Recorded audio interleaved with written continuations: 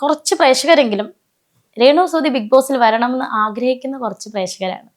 So അവർക്ക് വേണ്ടിയിട്ട് എന്തായാലും എന്നെ വിളിച്ചാൽ ഞാൻ പോകും. അതുപോലെ തന്നെ അവരെന്താണോ അവരുടെ ആ റെസ്പോൺസിബിലിറ്റി, എന്നെ എന്താണോ അവർ ആഗ്രഹിക്കുന്നത്, എന്നിൽ നിന്ന് എന്താണോ ആഗ്രഹിക്കുന്നത്, നല്ല രീതിയിൽ മത്സരാർത്ഥിയായിട്ട് നിൽക്കാനും ഗെയിം കളിക്കാനും ഞാൻ ആഗ്രഹിക്കുന്നു. അവർക്ക് വേണ്ടിയിട്ട്, എന്നെ കാണാൻ ആഗ്രഹിക്കുന്നവർക്ക് വേണ്ടിയിട്ട്. ചേച്ചി ബിഗ് ബോസ് ഷോ കണ്ടിട്ടുണ്ടോ? കണ്ടിന്യൂസ് ആയിട്ട് ഞാൻ സത്യം പറയട്ടെ, ഇന്ന് ഈ നിമിഷം വരെ ഞാൻ കണ്ടിന്യൂസ് ആയിട്ട് കണ്ടിട്ടില്ല. ഞാനിങ്ങനെ സ്ക്രോൾ ചെയ്ത് കാണാറുണ്ടായിരുന്നു, കണ്ടിട്ടുമുണ്ട്. അല്ലാതെ ഞാൻ ഫുൾ ടൈം കണ്ടിട്ടില്ല. ഞാൻ ആ ഒരു വീടിനകത്തെ അവസ്ഥ അതിനെ കുറിച്ചൊന്നും യാതൊരു ധാരണയില്ല ചേച്ചിക്ക്?